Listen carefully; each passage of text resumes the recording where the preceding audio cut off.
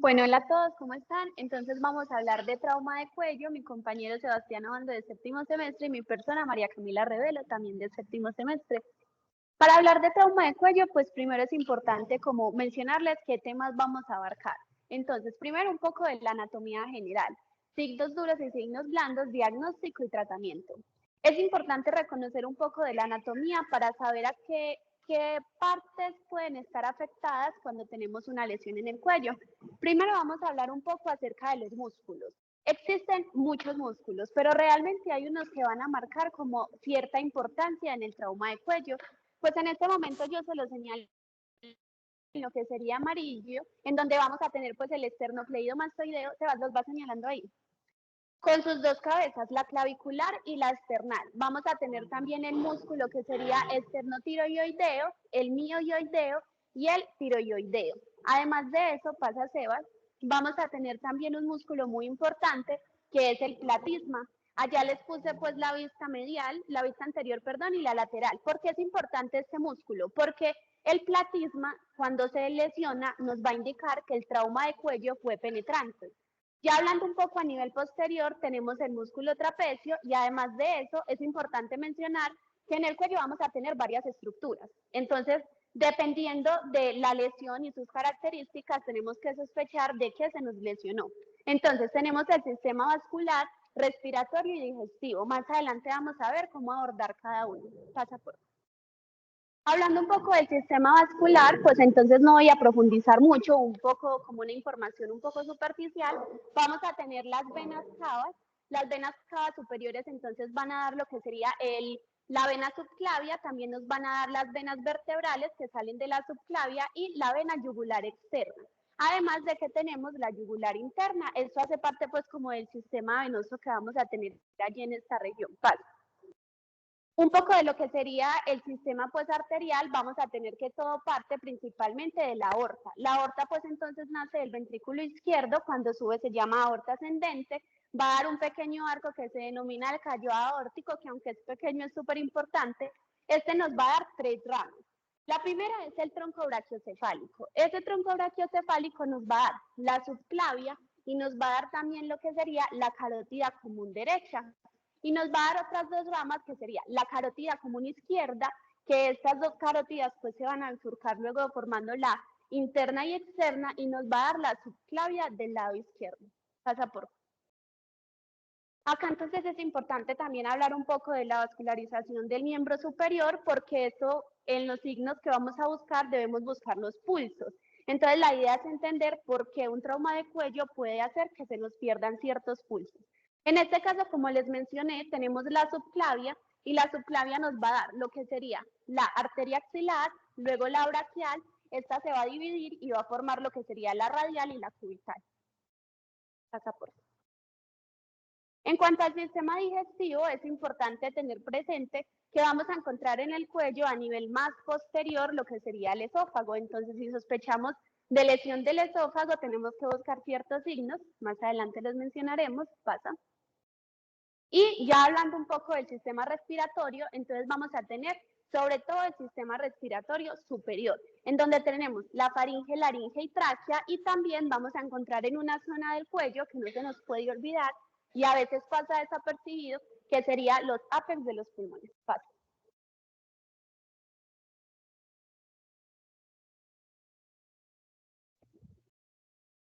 Bueno, para hablar de la anatomía del cuello tenemos que hablar sobre las zonas de Monson, que básicamente estas nos van a dividir el cuello en tres zonas anatómicas.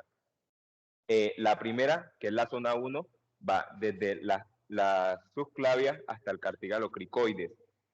Es importante aquí mencionar que este contiene estructuras que básicamente no son del cuello, como los ápices pulmonares. Entonces, cuando tengamos una lesión en la zona 1, debemos de mandar una radiografía para descartar neumotoras y hemotoras. También tenemos la arteria subclavia, que esta es una de las que nos puede generar un hemotoras después de lesionarse. Tenemos la zona 2, que básicamente aquí se van a producir el 80% de las lesiones y va desde el cartílago cricoides hasta el ángulo mandibular. Y aquí podemos tener estructuras como la tráquea, la laringe, el esófago, el nacimiento de los grandes vasos y el nervio vago. Tenemos la zona 3 que va desde el ángulo mandibular hasta la base del cráneo. Y aquí, más que todo, vamos a encontrar lesiones faríngeas y lesiones de la carótida interna entrando a la base del cráneo. Pero por favor. Aquí podemos ver los tipos de lesiones en las zonas. ¿Quién me quiere decir cuál es la lesión? ¿En qué zonas hay la lesión de la imagen de allá? ¿Alguien?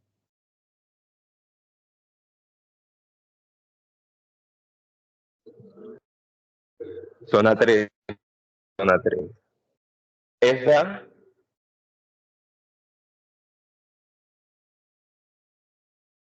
no es zona 2. Y esta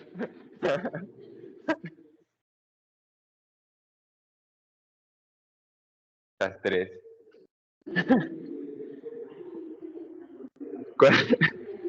¿Quién me puede decir esa?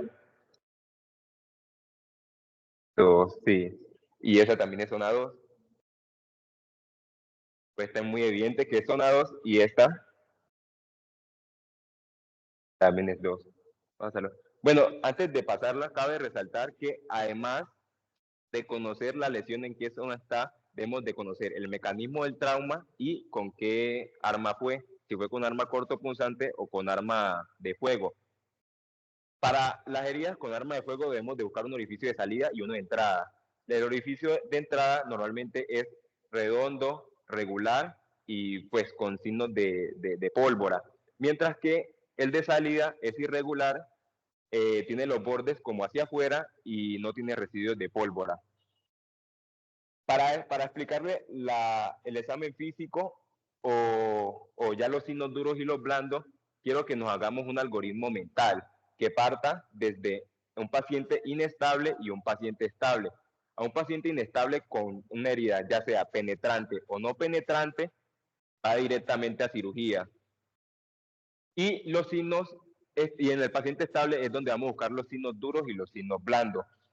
Empezando con los signos duros, que son los signos de certeza, que básicamente se dicen que son de certeza porque tienen un 90% de sensibilidad a la hora de diagnosticar.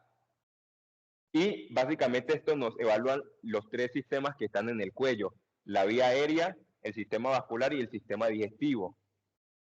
En la vía aérea tenemos una herida soplante o un enfisema subcutáneo masivo sin explicación del tamaño de la lesión.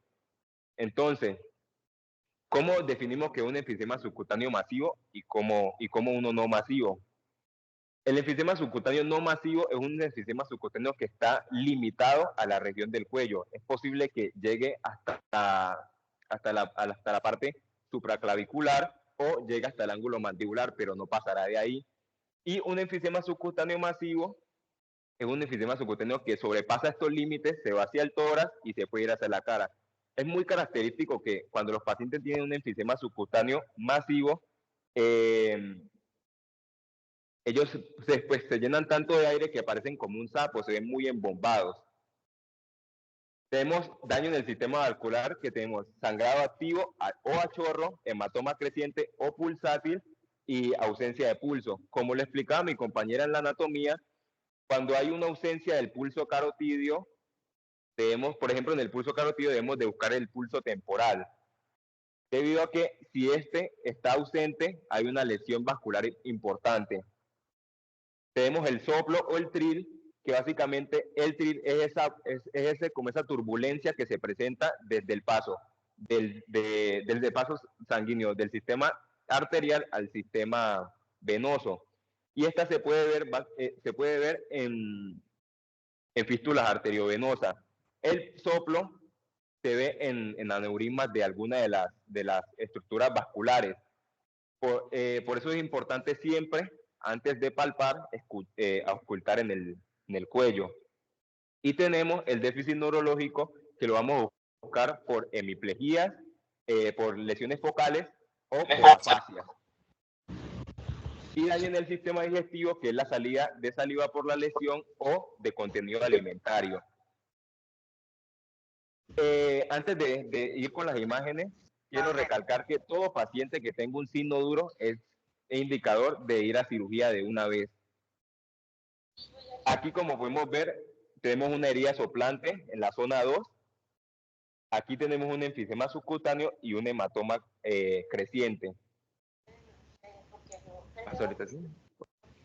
Y ahora los signos blandos, que también nos van a evaluar los 3 sistemas que tenemos en el cuello. La vía respiratoria, que el paciente puede presentar disnea o enfisema subcutáneo no masivo, que ya les expliqué cómo era. El daño en el sistema vascular, que se presenta con hematomas no crecientes, disminución del pulso, que tenga un antecedente de sangrado y lesiones en el trayecto vascular. Y daño en el sistema digestivo, que el paciente disfagia o disnofagia. Estos pacientes, siempre que se presenta un signo blando o de sospecha, hay que hacer una imagen. El gol estándar, antes del gol estándar vascular, que es el angioTAC, siempre se le debe hacer un TAC al paciente antes de hacer cualquier otro estudio.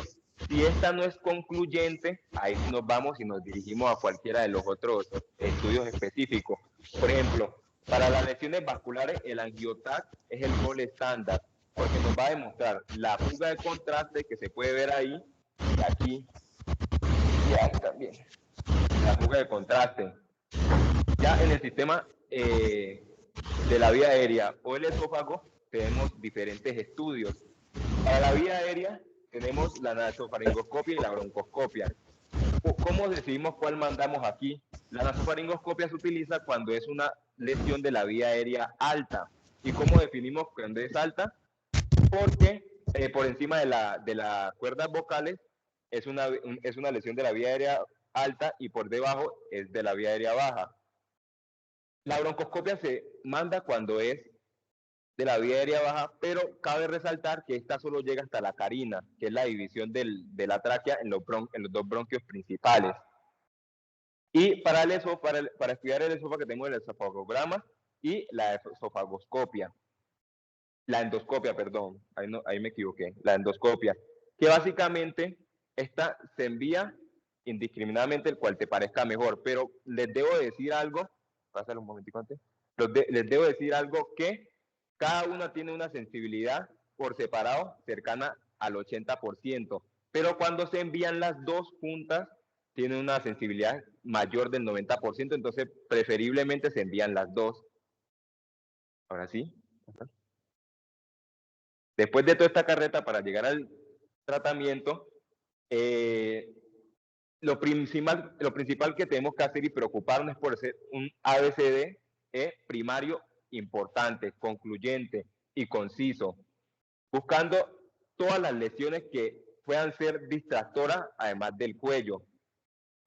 Por ejemplo, en un trauma no penetrante, con que ya hayamos evaluado el examen físico, y no haya ningún signo duro ni blando, y el paciente esté inestable, debemos de sospechar que hay otra herida. Debemos de revisar el tórax, debemos de revisar el abdomen, la pelvis y el retroperitoneo, que son más frecuentes que generen instabilidad. Es importante asegurar la vía aérea antes de cualquier cosa.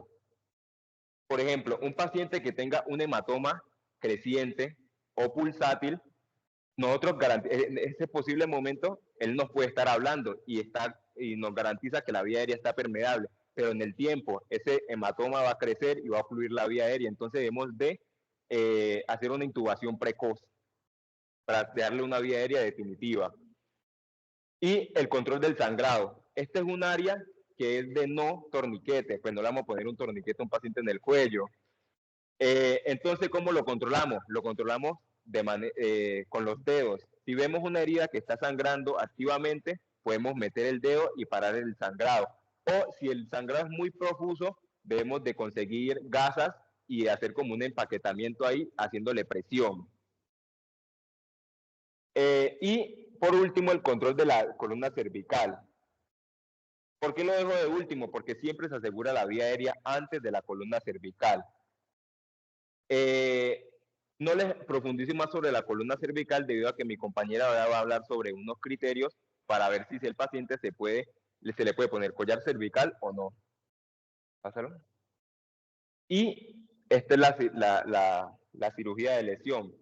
Más que todo se hace en los pacientes que tengan lesiones en el en la zona 2, donde se hace una cervicotomía lateral, que nos vamos por todo el borde medial del esternocleidomastoideo y exponemos el paquete vasculonervioso, la tráquea y el esófago.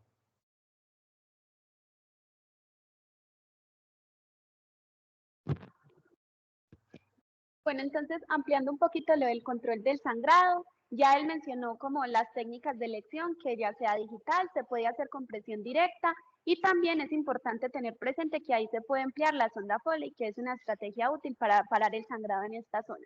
Entonces, ha habido como una gran controversia y en la literatura eso sigue sin estar claro de si o no control de la columna cervical. Se han realizado muchos estudios, entonces yo me basé en un estudio en una revisión de la literatura y me basé en la TLS para traerle las conclusiones que realmente no son tan concluyentes. Entonces, primero, cuando una persona tiene un trauma en el cuello, como les dijo mi compañero, es muy posible que esa persona no pueda mantener su vía aérea permeable en el tiempo. ¿Qué vamos a hacer? Vamos inmediatamente a guiarnos por lo que dice la ATLS, que en toda persona que haya tenido un trauma y que ese trauma sea de alta energía, debemos sospechar que tenga una lesión cervical hasta que se descarte lo contrario. ¿Y cómo vamos a descartarlo? Con una radiografía. Además de esto, también la ATLS nos mencionaba que en ciertos casos se presentan hematomas crecientes que, como lo dijo muy bien Sebas, esto puede colapsar la vía aérea. Es por ello que a veces suele ser necesario una intervención quirúrgica de la vía aérea que sea emergente.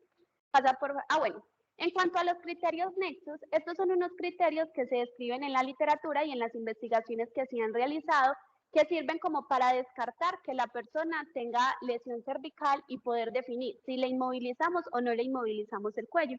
Los criterios son que la persona no tenga dolor en la línea media, que no tenga alteración del estado de conciencia, que tampoco tenga un déficit neurológico, que no esté intoxicado y que no tenga lesiones distractoras. Acá también nos hablan acerca de que suele ser urgente en esos pacientes establecer una vía aérea definitiva en la ATLS y ellos nos dicen, el collar cervical a usted le va a como complicar la intubación. Entonces, ¿qué vas a hacer? Quítalo, retíralo, pero mantén una estabilización bimanual de esa columna cervical. ¿Cómo se hace en este caso? Pues tenemos esta fotico de la ATLS donde vamos a necesitar 2 personas.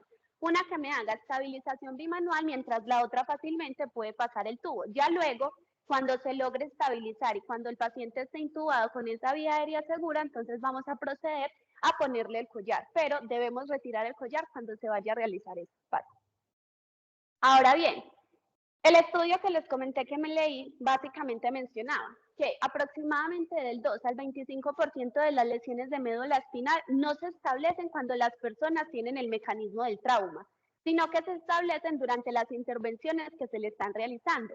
Entonces, por eso es tan necesario que se haga estabilización pues, de la columna cervical. Pero concluye diciendo que aún hay como faltan todavía investigaciones para determinar si se debe o no se debe hacer ese control. Y precisamente como muchos pacientes, como les mencioné, no tienen compromiso de la lesión de la columna cervical en el momento del trauma, entonces es importante utilizar los criterios de descarte, que fueron los criterios nexos, para determinar si se le hace control o no se le hace. Pero realmente en la conclusión ellos decían que aún faltan más investigaciones. Ya para finalizar, entonces traemos este algoritmo que nos pusieron también en clase cuando nos dieron trauma de cuello y nos parece como chévere para abordar el tema. Primero, entonces, tenemos una herida penetrante de cuello, como ya les mencioné, es cuando se afecta el platisma.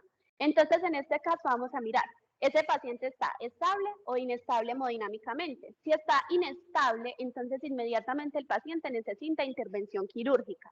Si el paciente está estable, entonces ya vamos a preguntarnos qué signos tiene este paciente. El paciente tiene signos inequívocos, signos duros, también intervención quirúrgica.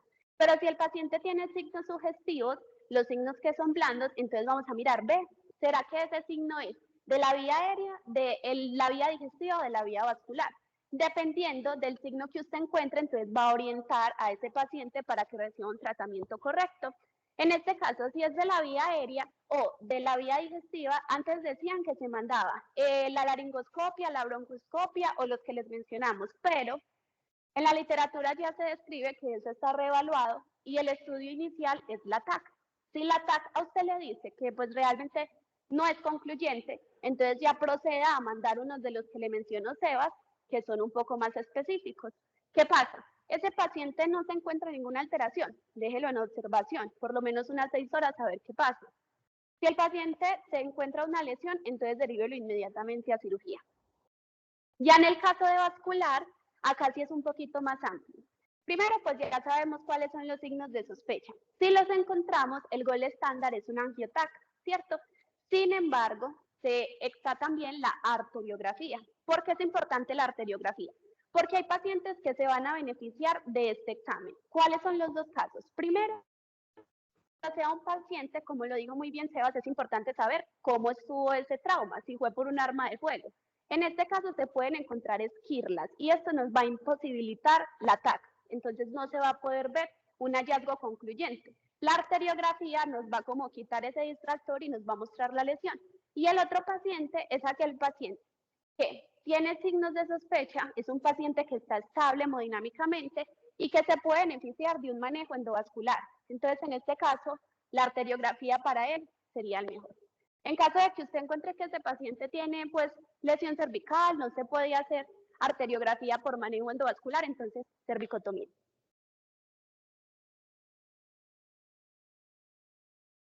Ya. Sí, ya. Eso era todo.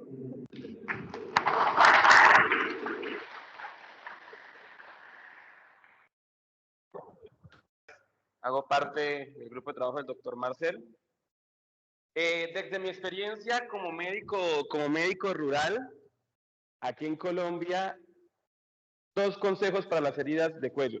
1, en el momento en que le llegue la herida sangrante, no hagamos esa presión excesiva, una compresión moderada, porque si la hacemos excesiva, vamos a generar mayor daño interno y vamos a dañar la vía aérea. Y si no está comprometida, la vamos a comprometer. Y 2, al momento del examen físico, sí con el dedo hacemos compresión, pero nunca hagamos exploración con el dedo. Porque si hay una herida interna que no esté sangrando y yo me pongo a explorar con el dedo, la hago sangrar. Y si hay un hematoma que está en ese momento encapsulado y no se está expandiendo, mi exploración puede hacer que ese hematoma empiece a expandirse. 3, no se preocupen si no pueden intubar en ese momento. Hay múltiples opciones. Una cánula naríngea, una cánula de Guedel, den oxígeno como puedan y saquen lo que ustedes en el momento en el que puedan. Nosotros no somos expertos en vía aérea, pero tratamos de hacerlo mejor el manejo de la vía aérea. En el momento en que podamos, si no, no se sientan frustrados. Si no fueron capaces de pasar el tubo, busquen otras opciones. Lo importante es que ustedes tengan una forma de mantener su paciente ventilado y lo puedan mantener estable. Ya si estamos en un tercer nivel y eso, pues seguimos el algoritmo de manejo de la vía aérea. Esas serían las 3 cosas como 3 consejos. El momento en que nosotros nos llegue por la emoción, no nos dejemos de que voy a ver para encontrar, es que veo la entrada, la herida de entrada, pero no veo la de salida. Entonces voy a introducir el dedo a ver si la encuentro. Puedo terminar causando aún más daño. ¿Listo? Eso sería como por mi parte. Bueno, yo quiero, ya entrando ya en el tema de manejo, pues recuerden que yo también soy cirujano general. Primero contarles una anécdota. Yo era residente de primer año de cirugía, yo me formé en la Universidad Javeriana de Bogotá y en ese momento tal vez no estaba tan estandarizado que un residente de cirugía dentro de los criterios de selección debe tener todos los cursos aprobados, ACLS, BCLS y ATLS. O sea, uno, no sé si lo tengan claro, creería yo que un residente o un aspirante a cirugía debe ingresar ya con su curso ATLS aprobado, porque es un requisito, te va a dar elementos para su residencia, pero en mi época, casi que yo siendo residente de primer año, no había hecho el curso, entonces era una obligación del programa de que lo hiciéramos muy pronto, entonces nos inscribimos al curso ATLS, y el curso ATLS, no sé cómo, ¿alguno lo ha hecho o no? Lo tienen que hacerlo, si les gusta el trauma, esto es fundamental, ¿no? Y no es porque de pronto me lo van a pedir para el trabajo, sino porque para la vida. Entonces igual, nos entregan un libro, usted se lee el libro días antes, llega al curso, presenta un examen para ver de conocimientos, luego se desarrolla el curso con tutores de cada uno de los módulos Bueno, ahí está el módulo de trauma de tórax, pero todos los módulos, trauma de tórax, trauma de cuello, trauma ortopédico, quemados, mujer embarazada, bueno, todo el concepto. Y después te hacen un examen teórico después del curso y después vas a una zona de simulación. Entonces, en mi época, la zona de simulación buscaban actores y se generaban escenarios y los maquillaban, entonces habían como varias estaciones y a los que hacíamos el curso nos asignaban un paciente. Entonces, usted tenía que ir al paciente como si fuera en vida real a tomar decisiones y esas decisiones eran lo que le iba a dar la calificación al curso. Pues imagínense que pues el reto para mí como residente era, o sea, yo tengo que sacar la mejor nota. Sí, porque si tengo estudiantes de medicina haciendo el curso y pues no puedo salir con un chorro de baba, ¿sí o no? Y mi paciente tenía unos disparos en el cuello. Entonces, claro, yo residente. Además que pasaba que el que sacaba en el curso la mejor nota era casi que nombrado profesor para que la plataforma siguiera haciendo curso. No sé si me van a entender, los mejores felices. Entonces, todo sueño del residente era sacar el mejor examen y todo, porque yo quiero ser profesor de ATLS.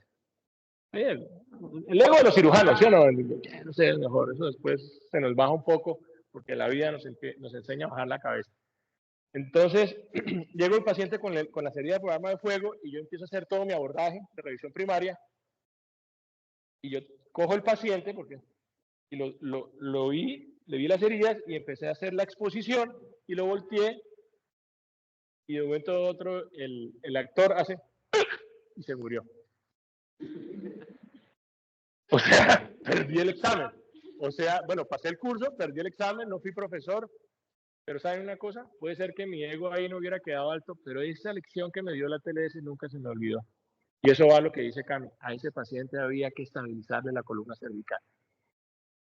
Independientemente que si hay estudios, si no hay estudios, tú tienes heridas por arma de fuego en cuello, tienes perfectamente un riesgo alto de tener una lesión vertebral y después pues, una lesión neurológica. Y una lesión neurológica a ese nivel, ¿en qué termina? Lesión de daño cerebral y muerte. En el peor escenario, ¿cierto? Entonces, pues quería compartirles esa anécdota para que nunca se les olvide y ratifica pues ese último concepto que nos dejaste, Gami, en la presentación.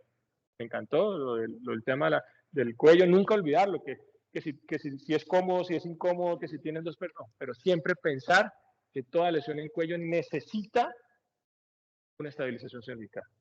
Y si ustedes van al ATLS, en la A siempre tienen que pensar en vía aérea y en estabilización cervical, independiente también de que no tenga una lesión en cuello.